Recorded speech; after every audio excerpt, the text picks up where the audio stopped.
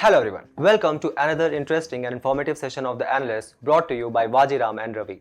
In today's session, we will discuss 9 important articles as featured in the Hindu and Indian Express for your comprehensive understanding of the current affairs. The first 5 main articles are as follows. In the first topic, in the wake of 18th Lok Sabha elections, we are going to read about various positive and negative aspects of a coalition government. In the second topic, on the World Environment Day, we will try to understand various environment concerns in our country. In the third topic, we will try to understand what is the far side of the moon and the importance of China's new lunar mission.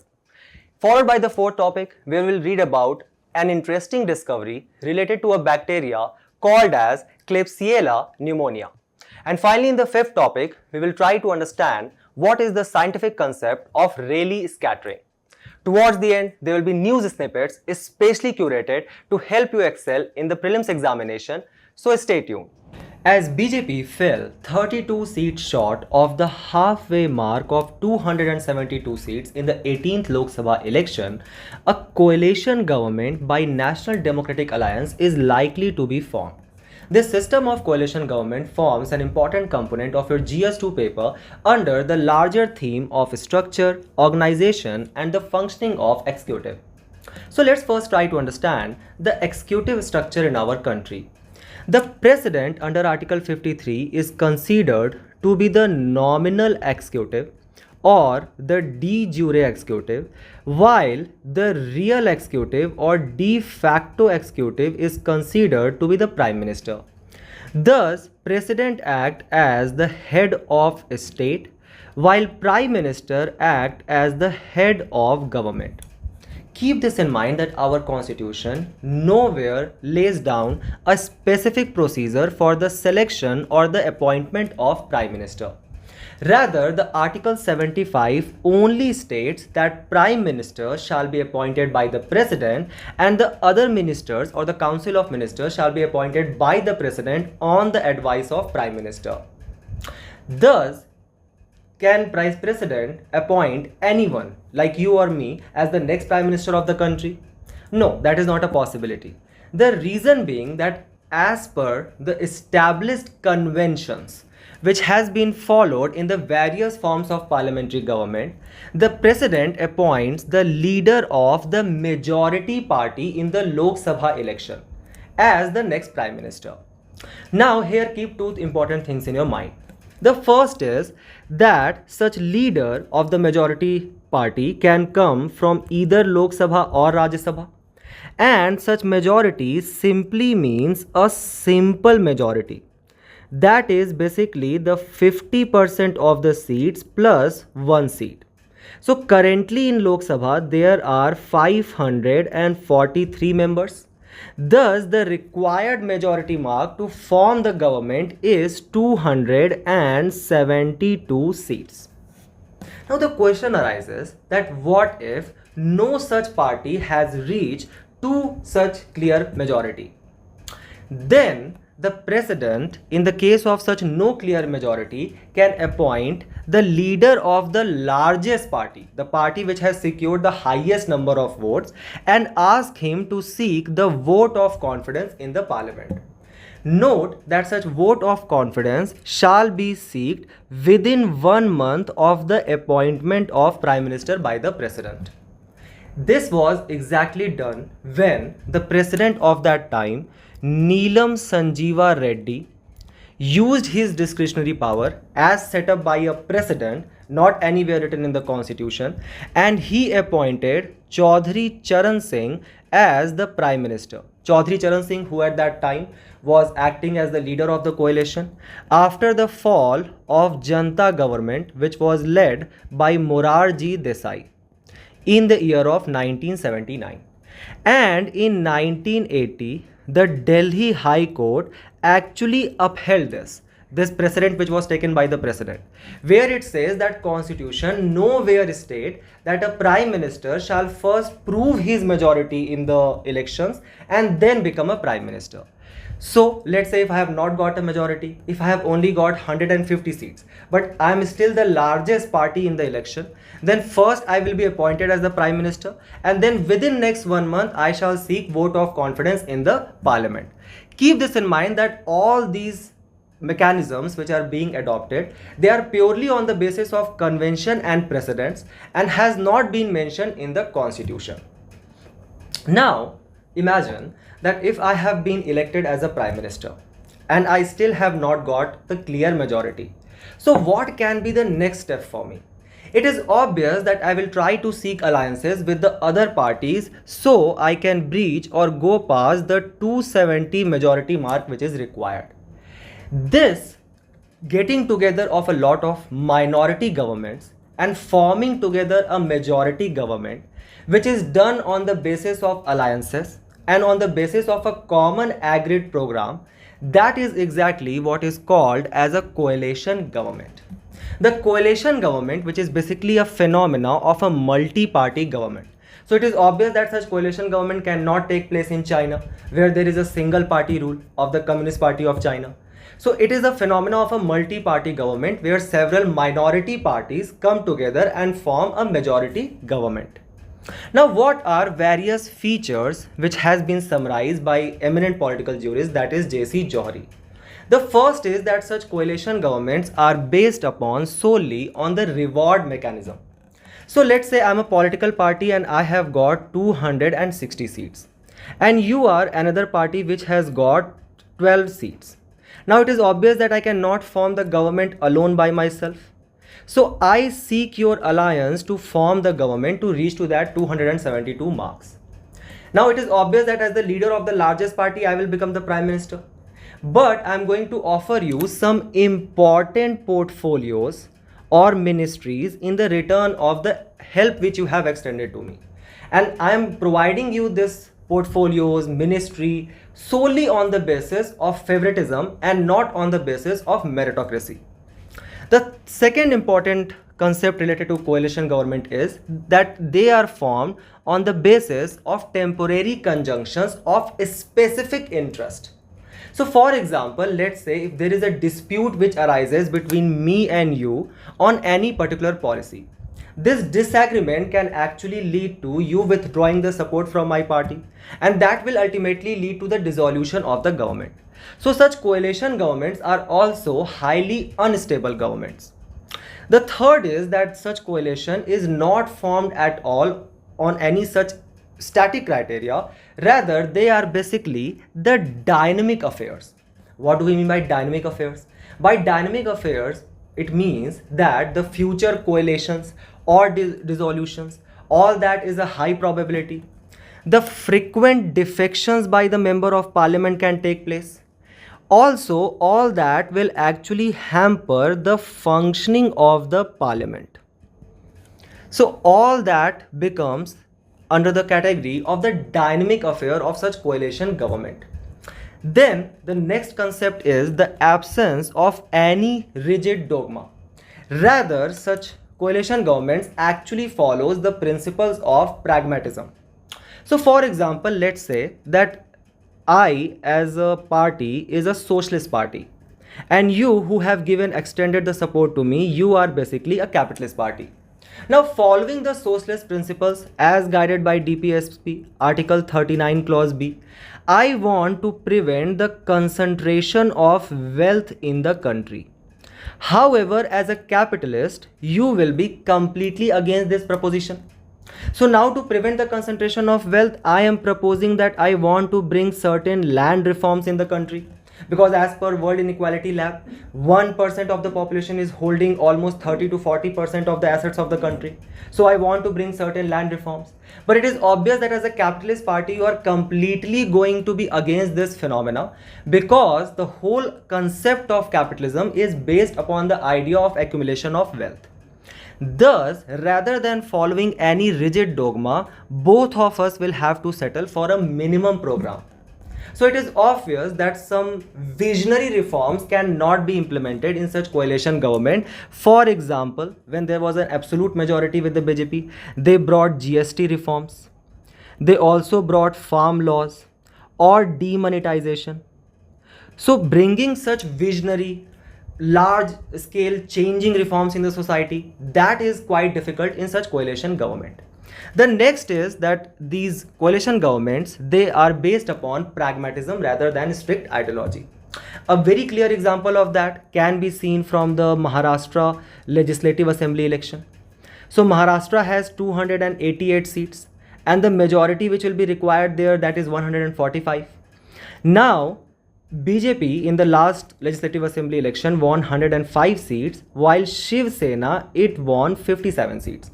So it was obvious that they could have formed the government easily, crossing the majority mark which was required.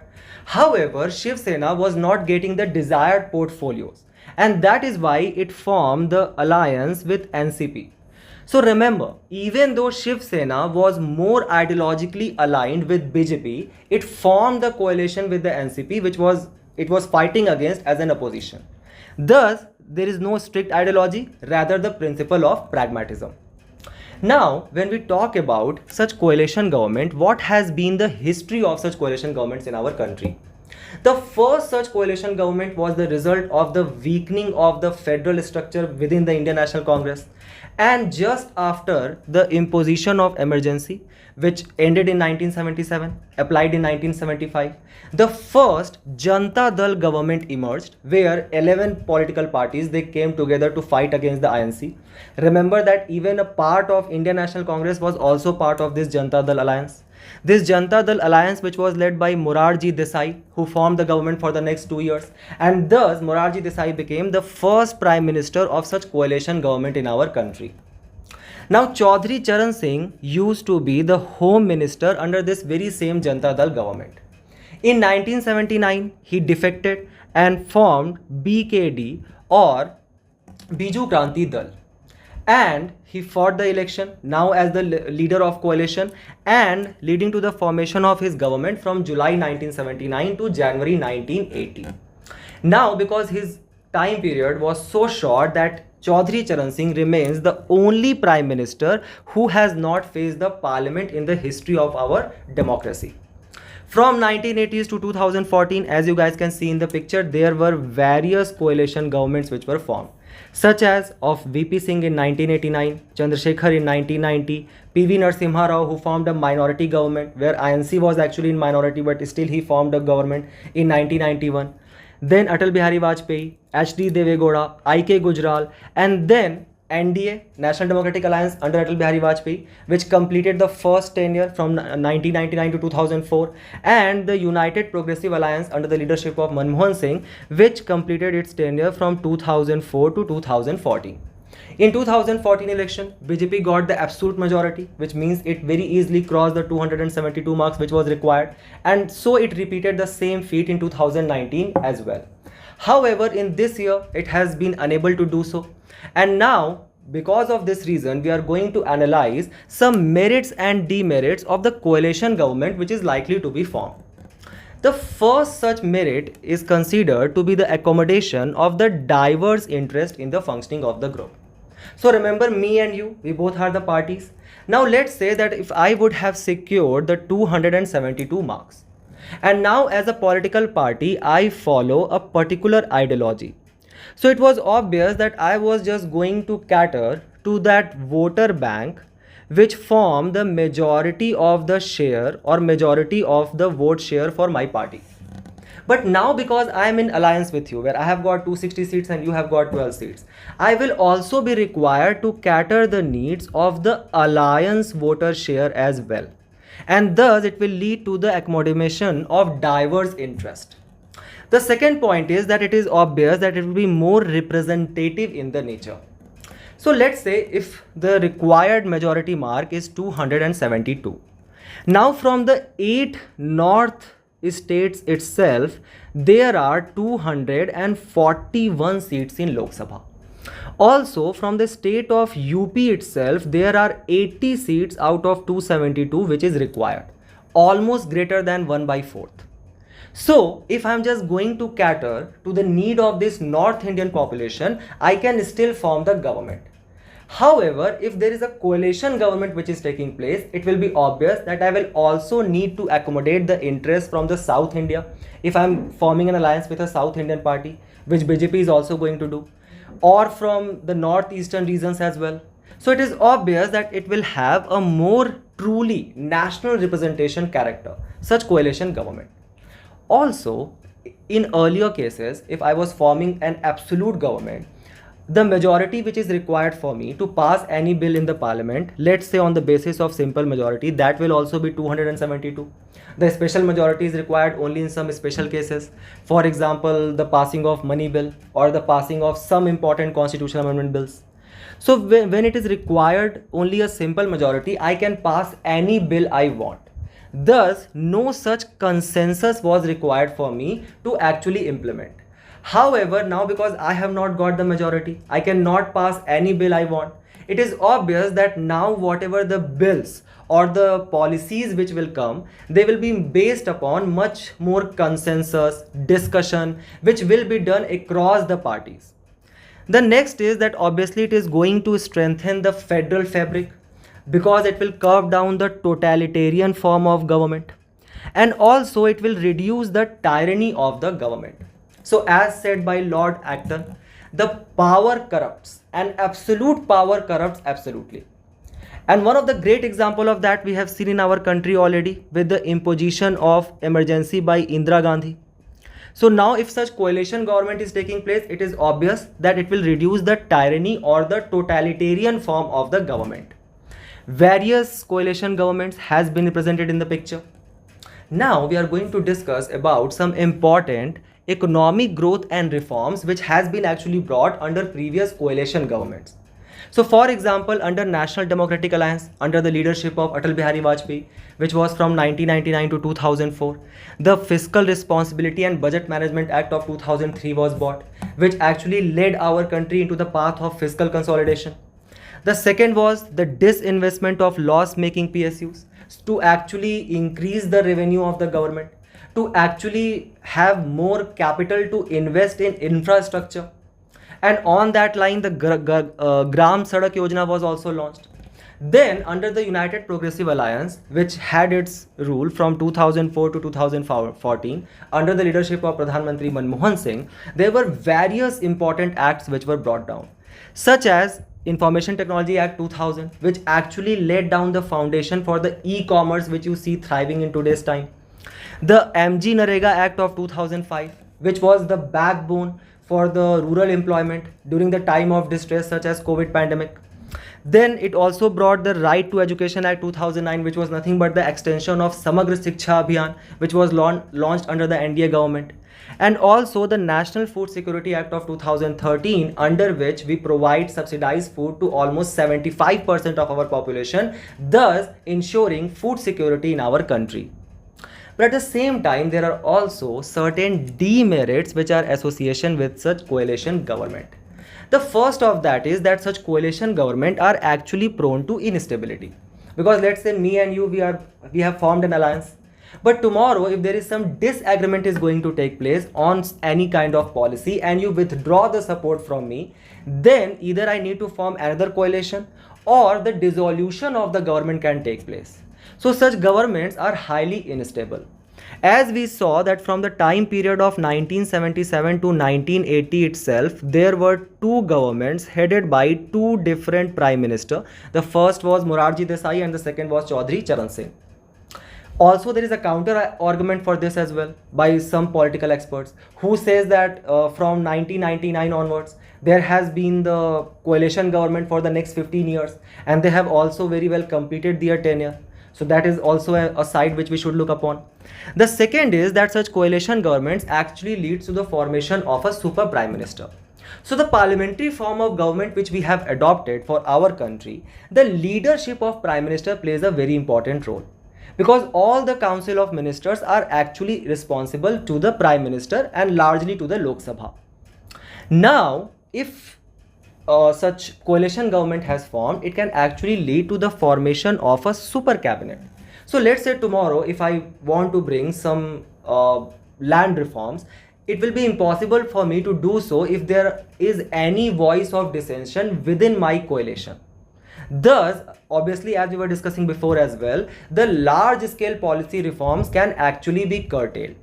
The third is that it can bring the regional factors in the national decision making. So remember that you as a regional party, you had 12 votes, and now you want to cater to the vote share, to the people who form your vote share. Now to do that, you actually ask for me as a national government to provide reservation to them. Thus, now we are bringing the regional factors in the national decision making on the superficial level. The fourth is that it can actually lead to the formation of jumbo ministry. So it is obvious that if I have got various alliances, all these people will have certain aspirations and I will need to fulfill that for the stability of my government. That can actually lead to the various ministries and various council of ministers, which can actually significantly hamper the functioning of the parliament. This is exactly what happened in 1999 when during the NDA alliance under Atal Bihari Vajpayee, there were more than 70 plus ministers, and thus it was termed as a jumbo ministry. Also, to cater to such various demands, there can be a lack of fiscal deficit discipline which can come in. So we can actually move away from the fiscal consolidation. As a regional party, you can demand much more infrastructure projects for your region, specifically for that. So all that can lead to the lack of fiscal discipline, and at the same time there can take place the pass the blame game, where no such members in these alliances will actually take the responsibility for any kind of administrative failure.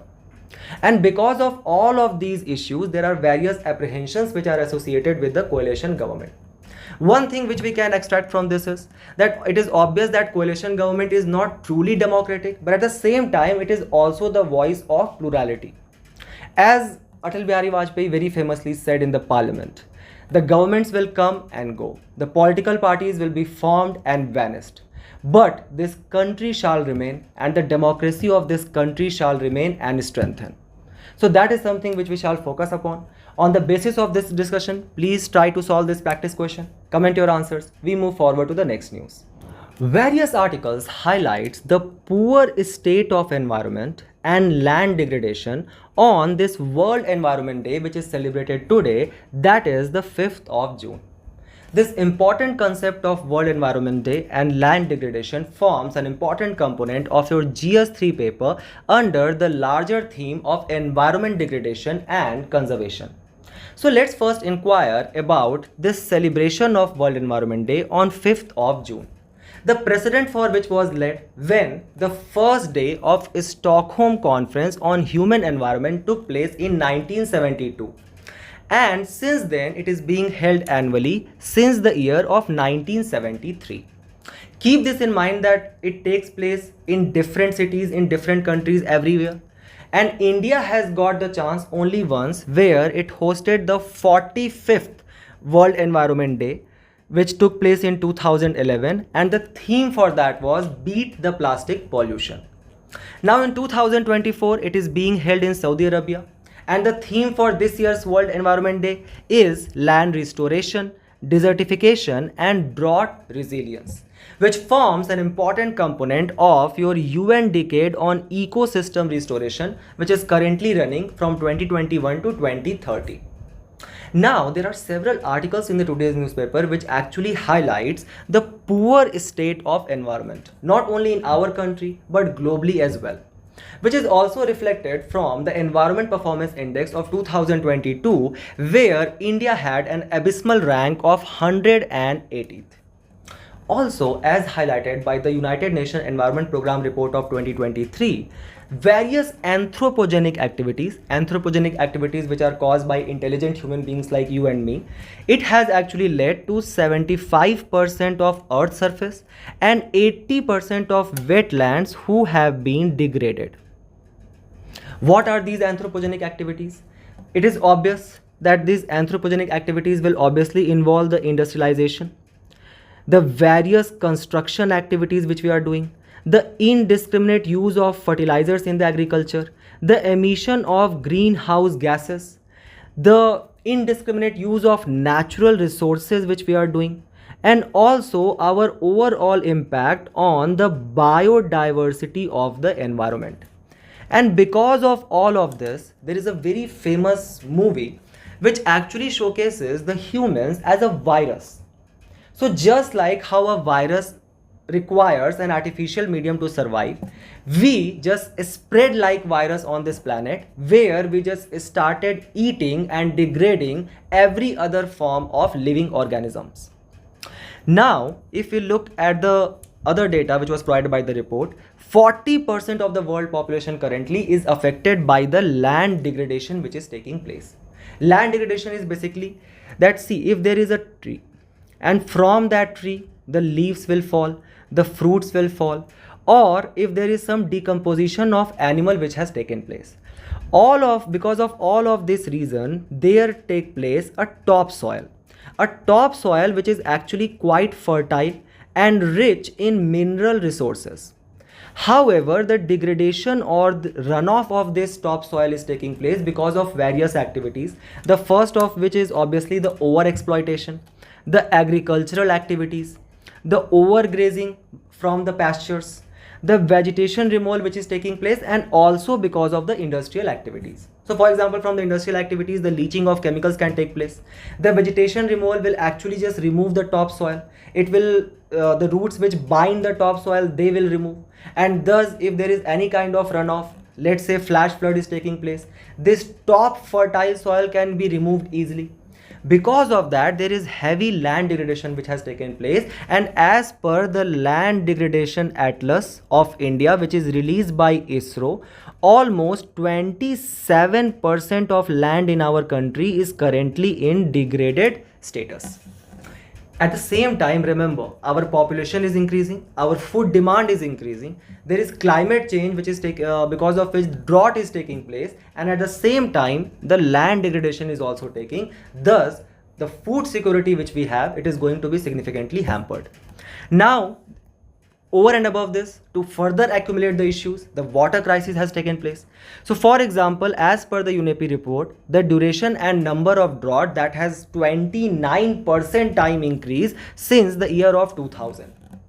And almost 12 million hectare of land has been degraded because of such rampant drought which is taking place, and that has led to the loss of 20 million tons of grains. Also, to read more about the flash drought, please follow the previous session of the analysis.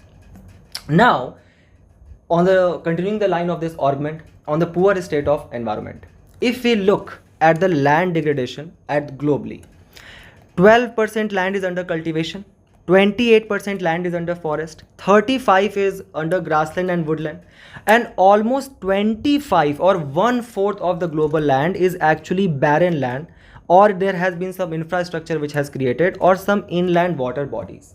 Now, the number of countries which are facing this land degradation is almost 170, including India and China. Now, if we look at India's total geographical area, that is 328.7 million hectares. So we have got around 2.4% of the world's total land area. Out of that, 96 million hectare of land is under degradation, which is almost 29% of India's total geographical area. Thus, various countries has actually come and they have set up a target to recover 350 million hectares of land by the year of 2030. Now, other issues are such as global warming. So because of global warming, what is happening, that the sea level is rising, and because of that rising of sea level, there is inundation of coastal land which is taking place. So we are also losing a lot of land because of this rising sea level, and that is taking place because of global warming. The second is that as per the Food and Agriculture Organization, the deforestation which has taken place, that has actually increased the greenhouse gas emission by 11% since 2005. And then if we look at the various development project, here we are going to take a case study of the Ratnagiri refinery in the Barsu, Maharashtra. So recently there was a protest which was taking place in this particular region, where the people, the locals there, they were actually protesting against the settlement of this refinery. And their main argument was that there are various trees which are found here, such as mango, your jackfruit, peas, and all of that is going to be destroyed, the plantations of that, because of the creation of this refinery. It is obvious that the large scale deforestation which is happening, the major construction activities which are taking place, infrastructure, industries, all that has a major hand in that as well. Now, if such issues are surrounding our country, what has been the response of India to stand with these problems? The first, we are going to look at the achievements of India, where it has embarked upon the green growth. The first performance indicator is the Climate Change Performance Index 2024, where India has been ranked as the 7th best climate performing country. And the reason for that is because we have embarked upon a low emission growth pathway under the Panch Amrit targets, which we adopted at COP26 at Glasgow, where we have decided that we are going to become a climate neutral country by the year of 2070. And at the same time, by the year of 2030 itself, 50% of our total installed capacity of energy, that will actually come from renewable energy. Now, as per the Ministry of New and Renewable Energy report, we have actually reached 95% of the clean energy target by 2030. So in 2015, we set for ourselves an ambitious target where we said that by the year of 2030, we are going to have 175 gigawatt of renewable energy.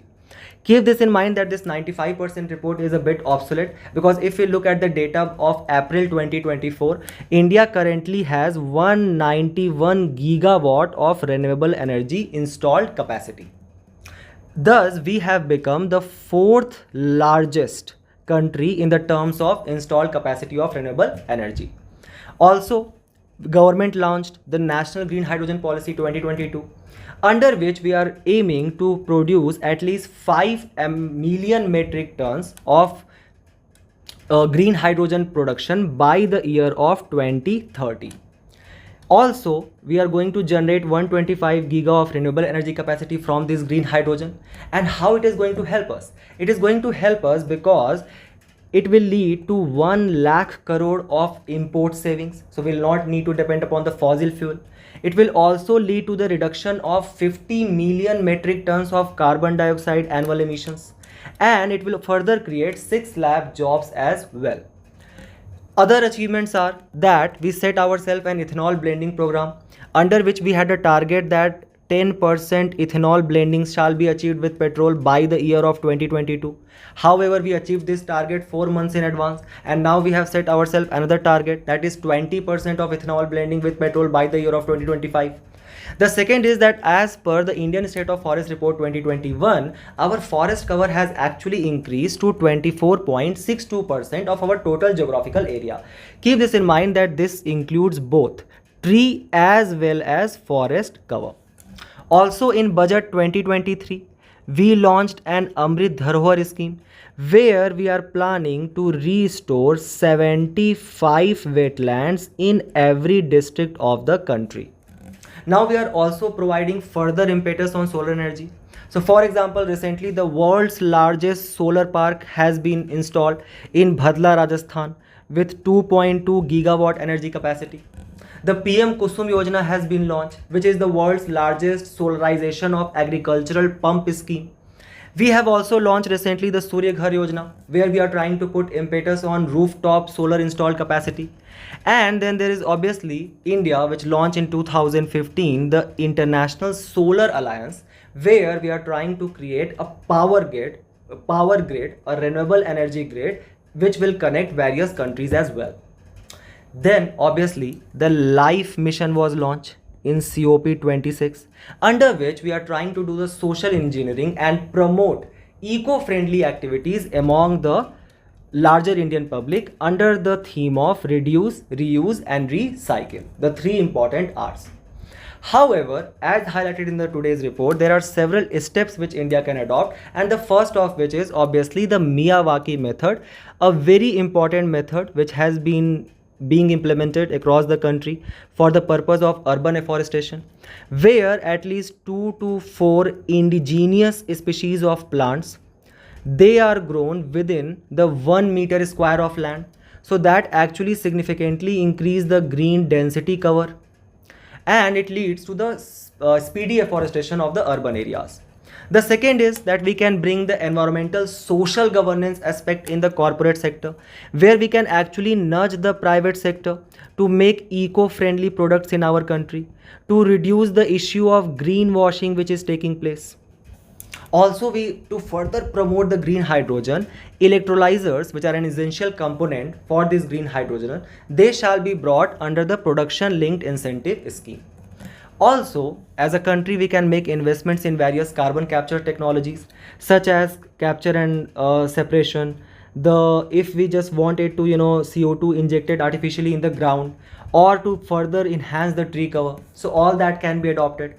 Then the climate finance under the Glasgow commitments, that shall be streamlined to ensure that the investment which is required to move or transition towards a climate neutral country, those steps can be effectively implemented. Very recently, you guys might have read in the news that $100 billion which was promised by this country, that was actually released recently. So we can make sure that at least annual such payments are being delivered by the developed countries, who are majorly responsible for such climate change, to the developing countries. And then we also need to promote the NGOs such as Awaz and Vatavaran Foundation, which are actually working for the climate friendly practices. On the basis of these suggestions, please try to solve this practice question, and we move forward to the next news. With Chang'e 6 probe lifting off from the far side of the moon, China has actually got close to become the first country in the world to return the samples from the far side. What is this far side from the moon? We are going to cover that in this very interesting section under the larger theme of prelims, theme of space and technology. Well, far side from the moon, or the dark side of the moon, is actually that side which is always faces away from the Earth. And why does that happen? It happens because of the synchronized rotation of the moon.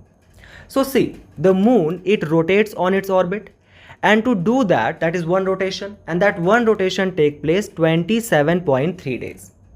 Now at the same time, the moon is also revolving around the Earth as well, and to complete one revolution, it takes the equal 27.3 days. So the moon rotates one time for every revolution around the Earth. Now, because the rotation of the moon is locked by the gravity of the Earth, the one day at the moon caused by the rotation and one revolution which takes place at the moon, that is exactly the same.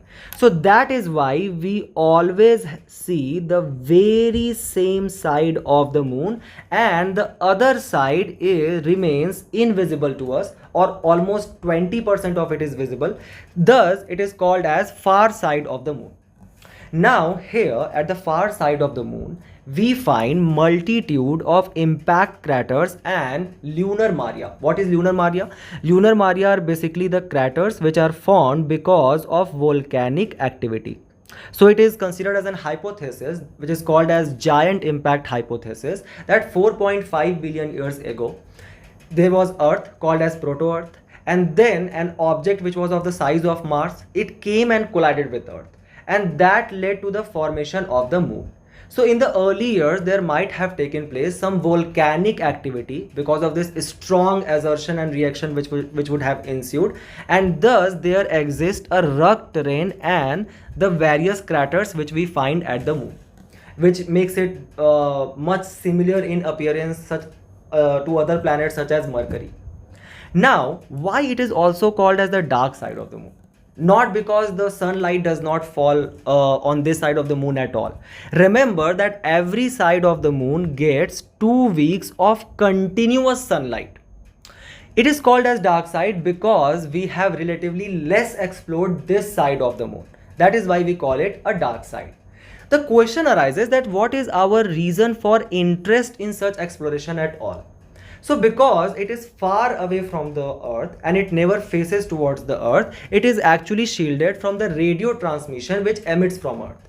And thus it becomes an ideal location to set up a radio telescope such as James Webb Space Telescope. Also, in this particular region, we find highest concentration of helium-3. Helium-3, which is a very rare isotope found in our Earth, and here this helium-3 actually forms an ideal potential to be used as a fuel in the fusion reactors.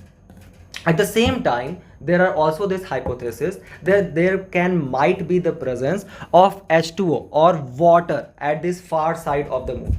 And remember that this water is considered as the liquid gold if it is found in the space, because it can offer us various kind of uses, where it can be used as a breathable oxygen, rocket fuels, and it can also provide as a source for hydration for astronauts. Also, there can be presence of some important metal minerals. So what if, like Star Wars, we actually start extracting minerals from the moon or other such planets, and thus we start conserving our natural resources for the future generations, thus leading to the idea of a sustainable planet.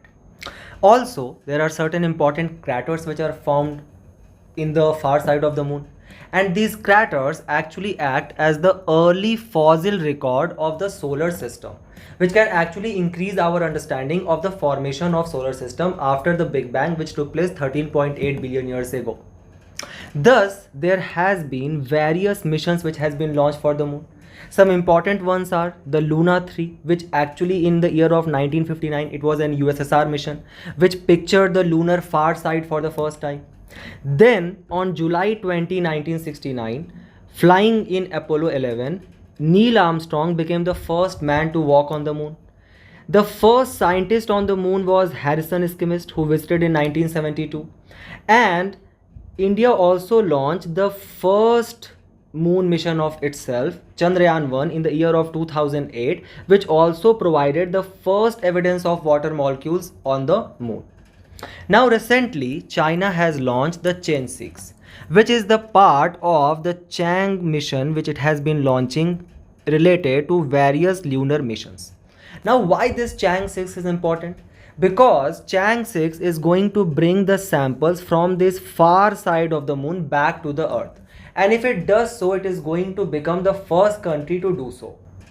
Now, an important moon mission which was launched by India last year was your Chandrayaan 3. The Chandrayaan 3, with which it landed on 24th of August 2023, thus making India the first country in the world to actually land on South Pole. So what is the difference between Chandrayaan 3 and this Chang mission of China? Because with Chang 4 landing in 2009, China has already become the first country to land on the far side of the moon, and the first country to land on the south pole of the moon is our country, where we achieved this feat with Chandrayaan 3. And on the point where we have landed, we call that point as Shiv Shakti point. Now just have a quick look at these various features of Chandrayaan 3. Also see this integrated module phase which featured in the news. And it talked about that how the virtual launch control center at the Vikram Sarabhai Space Center, it actually led to this integrated module phase which helped us to land on the south pole of the moon. And this was the exact question which was asked in your mains 2023 paper. So remember that such factual details can also appear in your mains examination. With this, we move forward to the next news. Recently, researchers have discovered a bacteria called as KLEBSIELLA pneumonia, which creates specific proteins to curtail the spread of virus, which can have a lot of important applications in the field of biotechnology, and thus we are going to read about Klebsiella pneumonia under the prelims theme of biotechnology and its application, also important from the perspective of your GS3 paper. Before that, let's first try to understand what is DNA and RNA. DNA and RNA are basically the building blocks of our body, where the major function of DNA is to carry the genetic information which is necessary for development, functioning and reproduction. On the other hand, RNA is mainly involved in protein synthesis. Deoxyribonucleic acid, which is called as DNA, and ribonucleic acid, which is called as RNA. Both of them shares three important components. One is cytosine, guanine and adenine, CGA. On the other hand, RNA has got uracil and DNA has got thymine.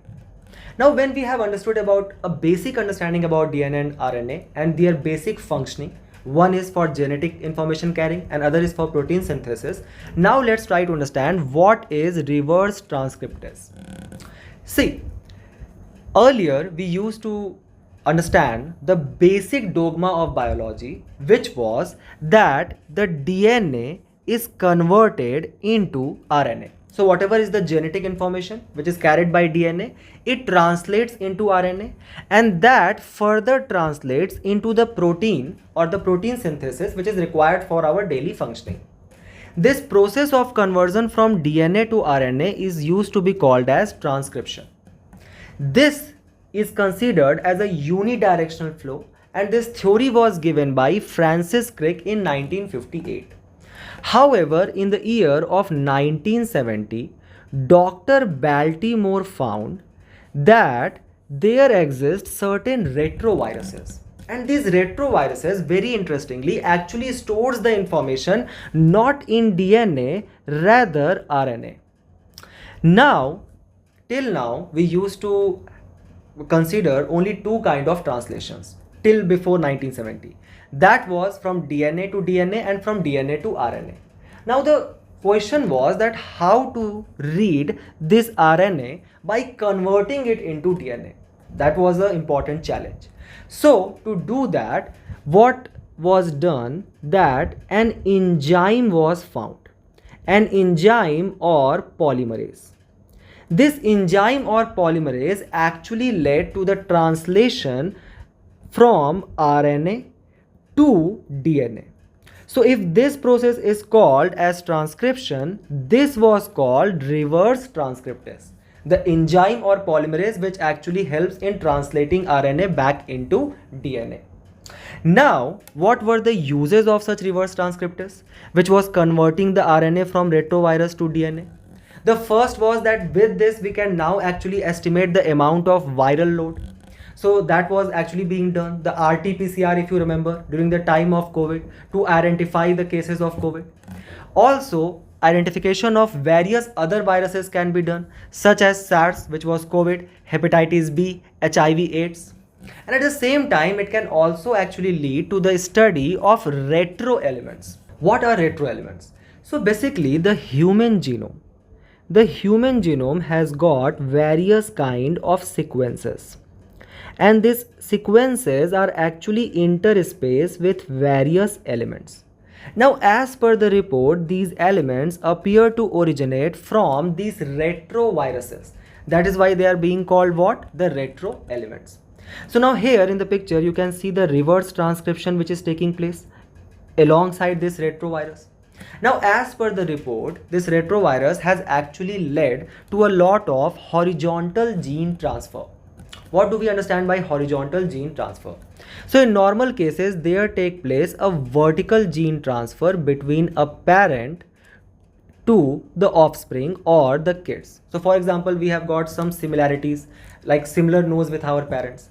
However, here we are talking about a horizontal gene transfer which take place between two organisms, organism 1 and organism 2. So let's say there is human and here is monkey. And now this is, if gene is being transferred in this direction because of this retroviruses, that is being considered as horizontal gene transfer. Now the retroelements in human genome and the bacterial reverse transcriptase, as per the report, they show a common evolutionary history. And in the line of this discovery, we come across Klebsiella pneumonia.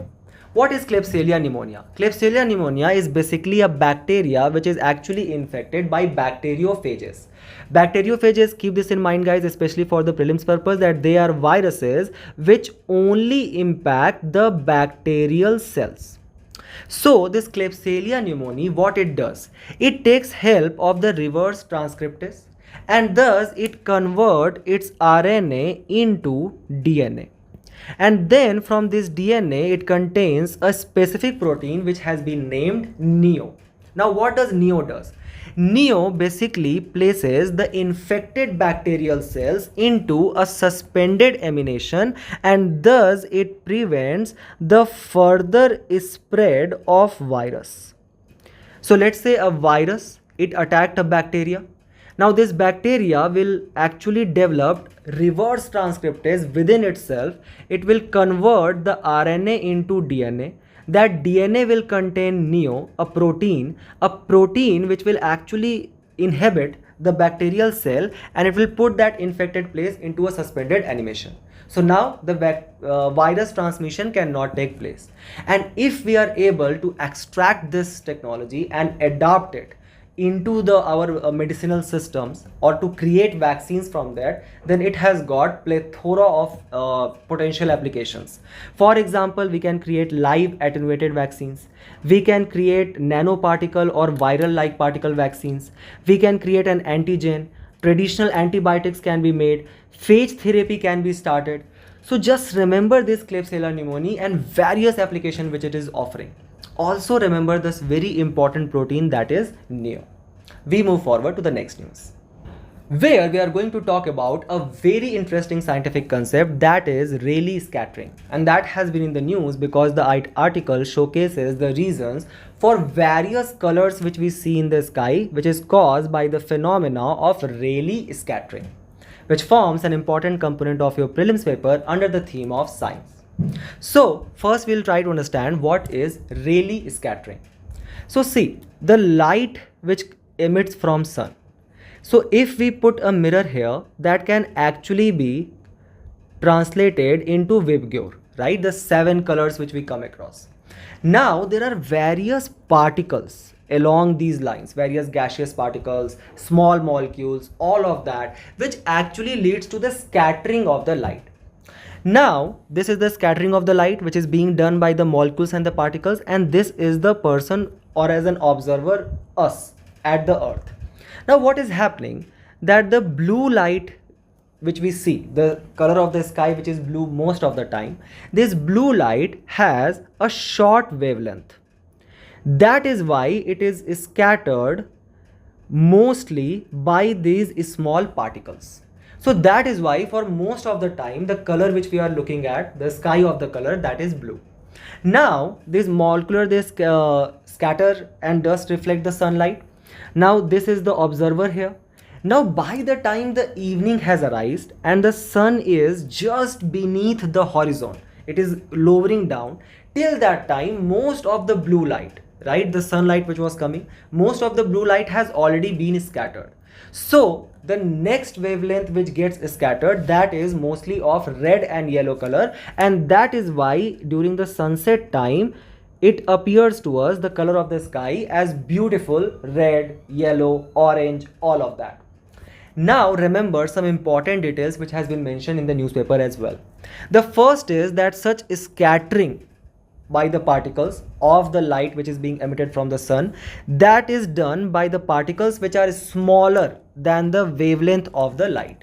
So the particles which are scattering blue during the daytime and red and orange during the evening time, they are smaller than the wavelength of the light. When does nightfall take place? So when the sky actually starts getting darkened, when the sun is at least 18 degrees beneath the horizon. Now even when the sun is 18 degrees beneath the horizon, we can still see some lights in the sky. So how is that possible?